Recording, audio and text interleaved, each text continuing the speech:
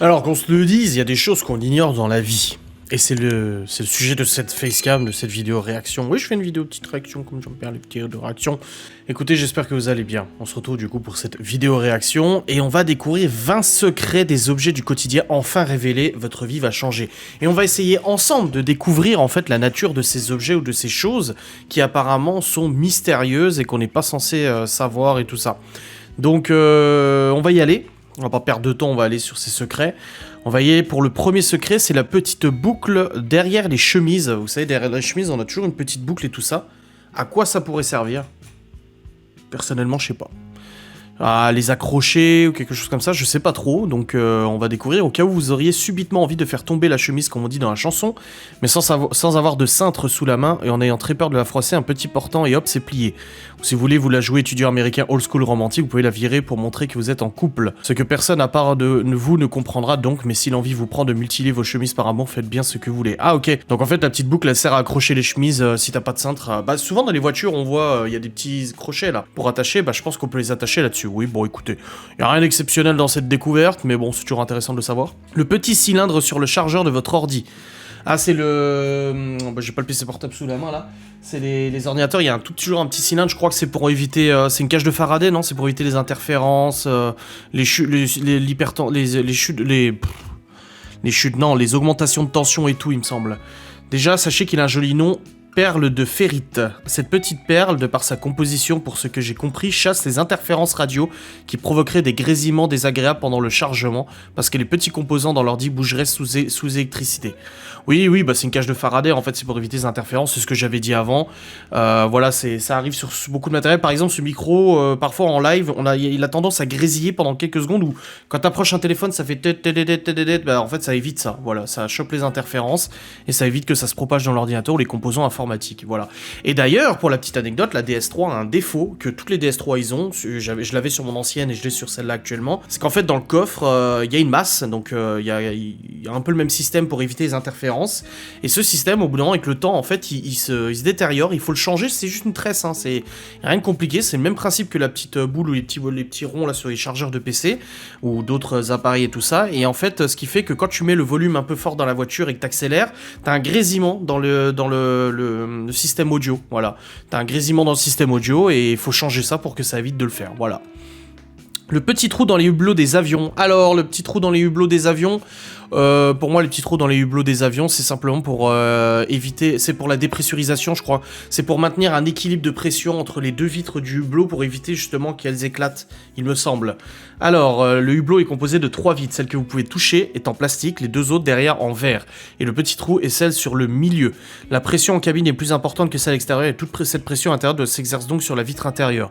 Mais comme on ne voudrait pas qu'elle nous explose dessus, le petit trou permet de refiler toute la pression à la dernière vitre. Si cette dernière explose, on s'en fiche, alors on est encore protégé par une autre grosse vitre balèze en verre le temps de se poser tranquille. Et en plus, ça permet d'évacuer l'humidité intérieure et donc d'admirer les nuages sans buée. Voilà, ce que j'avais parlé de pression, donc j'y étais presque. Finalement, je suis pas si con que ça, hein. Suivant, le côté bleu des gommes Maped. Alors, ça c'est une légende urbaine. Il disait dans le temps que la gomme bleue c'était pour effacer le stylo et la gomme normale c'était pour effacer le crayon à papier. Et non, je crois pas. Je crois que la gomme bleue c'est pas pour effacer le stylo, c'est autre chose. Donc vous voyez, on se demande bien pourquoi on est tous convaincus c'est pour virer les traits de bic ou de stylo, vu qu'on a tous essayé et échoué. La vérité n'est autre que celle qui arrive. Le côté rouge, laissant souvent des traces cracra, il fallait bien que quelqu'un se charge de les faire disparaître. Et ceci est donc la mission de notre petit côté préféré.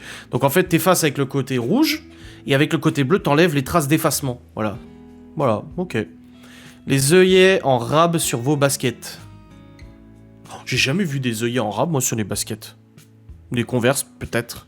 Pour ceux qui s'en servent pour courir, c'est plutôt pratoche pour éviter que vos pieds ne se baladent en libre service à l'intérieur de vos chaussures. Et donc frotte, développe des ampoules par milliers, voire que votre cheville instable ne se casse en deux. Pour ceux qui veulent choper l'astuce, cette petite vidéo vous explique comment faire. C'est plus compliqué que de faire passer le lacet en dedans, en fait. Et c'est pareil pour les Converse. Ah, c'est pour tenir ton pied à l'intérieur? Ah ouais, d'accord, ok. Ouais, je trouve pas ça ouf, quoi. Le trou dans les cuillères à spaghetti, c'est pour mesurer la quantité de spaghetti pour une personne. Maintenant qu'on sait que cette spatule est prévue spécifiquement pour les pastas. Et oui les amis, ce trou équivaut à une portion de nouilles à enfiler dans le trou pour une personne. Voilà, ça va changer ma vie. Bah, c'est pas des nouilles, c'est des spaghettis en l'occurrence. Parce que les nouilles, ça va être un peu plus compliqué. Généralement, elles sont en boule, les nouilles. Hein. Mais bon, bref, si tu veux. Mais oui, c'est pour doser. J'ai toujours su que c'était pour doser les spaghettis, ouais. La mini poche dans la poche de ton jean. Ah, c'est la poche de galet. Non, mais ça vous comprendrez pas, c'est un délire. Sujdéo.com. Le galet de poche. C'est pour la montre. Ce serait une poche pour montre de poche, comme si on se baladait tous avec des montres à gousset dans la poche attenante à celle de notre cellulaire. Bien ouais, je l'ai visse, mais on ne la fait pas, on sait très bien que c'est pour les capotes. Oui, donc c'est pour les montres à gousset à la base, hein, mais bon, on n'est plus dans cette génération de montres à gousset. Le trou sur les capuchons des stylos Bic, c'est pour les animaux, pour pas qu'ils s'étouffent s'ils l'avalent. Non, ce n'est pas pour siffler dedans comme les gogoles en cours de maths, mais pour éviter de décéder par étouffement quand il aura glissé à l'intérieur de votre gorge. Le petit trou permettra de laisser passer l'air jusqu'à ce que les secours viennent sauver ta petite pomme maladroite. Oui, bah, j'avais dit pour les animaux, mais c'est valable pour les humains un peu cons aussi.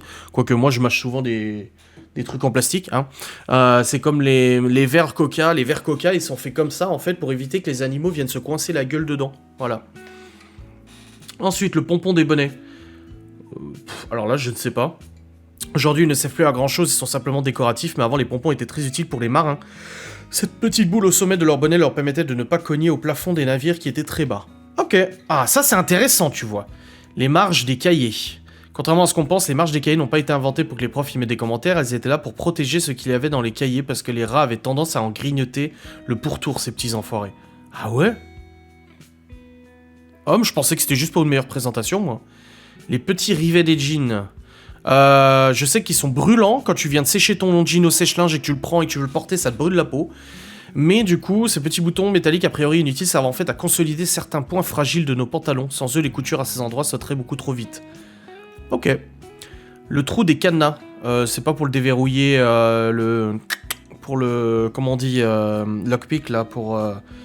Enfin, pour le forcer. Quand vous utilisez un cadenas en extérieur, il peut prendre la pluie. Le petit trou, il sert à évacuer l'eau de pluie, histoire que le cadenas ne rouille pas et ne devienne pas impossible à ouvrir avec la clé. Ah, ok. Ok, normal. Moi, ça me semble logique. Oui, ça, je savais. Le trou des poignées dans les casseroles, je savais qu'on pouvait mettre... Du coup, c'était pour mettre les cuillères. Oui, oui, je le savais, ça. Oui, oui, oui. Les cintres en bois. Quand vous achetez des bons cintres en bois, ils sont en bois de cèdre. Et ce, pour une bonne raison, le bois de cèdre repousse naturellement les insectes, les mites, etc. Voilà. Pour éviter que tes fringues soient bouffées par des mites et tout. Ça arrive, hein. Et c'est pas pour c'est bouffé par des mites que c'est sale, hein. Ça arrive. La petite flèche sur la jauge d'essence. En effet, la petite flèche sur la jauge d'essence t'indique normalement le côté par lequel tu remplis ton réservoir, côté droit ou côté gauche de la voiture. Mais il n'est pas présent sur toutes les voitures. Souvent, il y a des gens qui sont avec moi en bagnole, que ce soit DS ou le Q7. Ah, mais tu regardes. Non, c'est pas sur toutes les voitures. C'est pas sur toutes les voitures. Le trou dans la languette des canettes, c'est pour faire tenir la paille. Ouais, vous voulez boire votre boisson gazeuse à paille, vous allez trouver ça chiant parce qu'elle va toujours remonter à cause des bulles. Si vous faites passer votre paille dans le trou de la languette, elle ne remontera plus. Par contre, utilisez des pailles en carton et pas en plastique, s'il vous plaît. Le 57 des ketchup Heinz. En fait, ah oui, j'avais déjà vu sur les bouteilles en plastique de ketchup Heinz, il a toujours un petit 57 en relief. En fait, c'est là qu'il faut appuyer pour que le ketchup sorte le mieux. Donc avant de taper sur la bouteille comme un bourrin, quand la sauce est coincée au fond, essayez plutôt d'appuyer à cet endroit-là. Les brosses sur les côtés des escalators, bah c'est pour les conneries soient dégagées de l'escalator, je pense. Hein. Non, ces poils ne servent pas à nettoyer vos chaussures ni à vous servir de passe-temps pendant les quelques secondes où vous empruntez l'escalator. Ils servent à éviter que vos vêtements ou accessoires ne se coincent entre les marches et la paroi. En gros, ils sauvent un peu la vie. Ah, ok. Ah, je pensais que c'était pour les saloperies pour qu'elles soient dégagées. Le trou des clés de serrage. Le trou des clés de serrage. Comment ça, le trou des clés de serrage? Si vous avez une entrée, c'est pouvoir y caser un tournevis quand vous devez serrer très fort. Oui, ça je sais, mon père il m'a déjà montré. Mais c'est pas un trou. Ah oui, t'as une clé et de l'autre côté, t'as un rond. Oui, oui, oui. Ah oui, je vois, ouais. Je vois quelle clé exactement il parle. Les petits carrés sombres et blancs en bas de votre tube dentifrice. Il me semble, sans regarder, c'est à l'usine déjà que c'est fait. Ah, je sais plus. Ça sert d'indicateur pour la machine qui coupe les tubes. Voilà, c'est un repère en fait pour la machine. Comme ça, la lame a un bon repère pour savoir où trancher. Ça ne vous servira jamais à rien de le savoir, à part à vous raconter dans vos prochaines soirées. Bah écoutez, voilà, on a fait... Ah, ils disent que les œillets des baskets, ça sert à aérer les baskets et pas à mettre un lacet à l'intérieur. Ouais, peut-être, je ne sais pas. Bah écoutez, c'était une vidéo assez courte où on a étudié ensemble, justement, cette petite particularité. Mais moi, j'ai passé un bon moment. Je trouve ça très intéressant. Ça nous permet d'apprendre des choses. Voilà, c'est cool. J'espère que vous aussi, ça vous aura plu. Vous avez passé un bon moment. N'hésitez pas à réagir en commentaire, me dire aussi ce que vous en avez pensé.